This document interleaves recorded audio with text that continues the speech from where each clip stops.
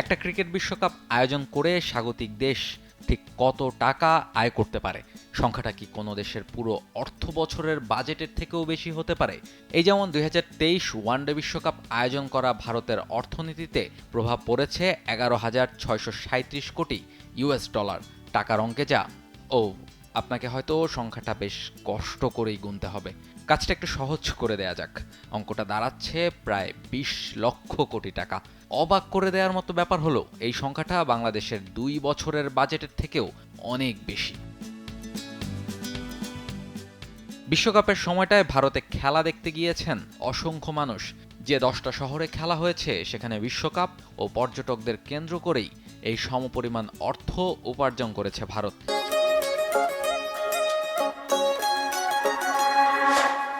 যারা বিশ্বকাপের সময় ভারতে গিয়েছেন তাদের হোটেলে থাকা, খাবার কিংবা কেনাকাটা এসব বাবদ তারা খরচ করেছেন ৮৬১.৪ মিলিয়ন ইউএস ডলার।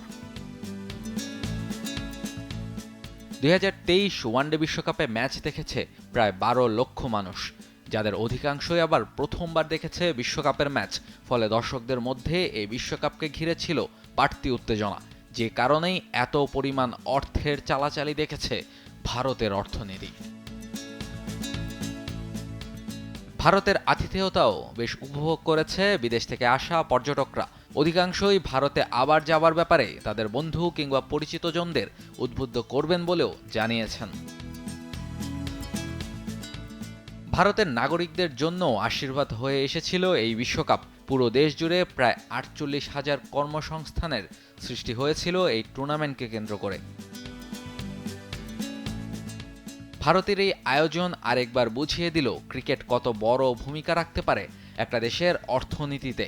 ভবিষ্যতে যেসব দেশ বিশ্বকাপ আয়োজন করবে তারাও অনুপ্রাণিত হতে পারে এই সংখ্যাগুলো দেখে। সব মিলিয়ে বৈশ্বিক এই টুর্নামেন্ট ক্রিকেট ভক্তদের মনে যেমন উত্তেজনা ছড়িয়েছে, তেমনি এটিকে ব্যবসা সফল এক ব্লকবাস্টারও বলা যায়, যেখান থেকে লাভবান হয়েছে ভারতের অসংখ্য মানুষ, এমনকি দেশটার অর্থনীতিও। রাহুল রায়, T Sports.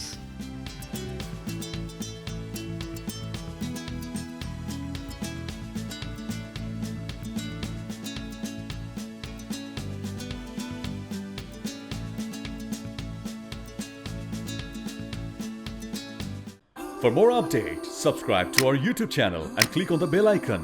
Follow us on Facebook and Instagram. Download T-Sports app to enjoy exciting games and highlights. Visit tsports.com.